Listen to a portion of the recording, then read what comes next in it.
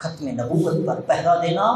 وہاں نمازیں پڑھنا صرف اپنے لیے فائدہ ہے، یہاں ختم نبوت پر پہرا دینا، منکرین ختم نبوت کا قلع قمع کرنا، تمام تر مسلمانوں کے ایمان کی زندگی کی بقا کے لیے ہے۔ ایک مسلمان بھی کسی کی وجہ سے مرتد ہونے سے بچ گیا، ایک مسلمان بھی کفر سے ہمیشہ بچ گیا کسی کی وجہ سے، تو اللہ تبارک و تعالی جل وعلا اس کو دنیا اور جہاں کی تمام نعمتوں سے زیادہ اجر و ثواب عطا فرماتا ہے۔ پیر سید مہر علی شاہ صاحب رحمۃ اللہ تعالی علیہ اس لیے فرمایا، تو اس سے یہ بھی ثابت ہوتا ہے کہ تحفظ ختم نبوت صلی اللہ علیہ وسلم،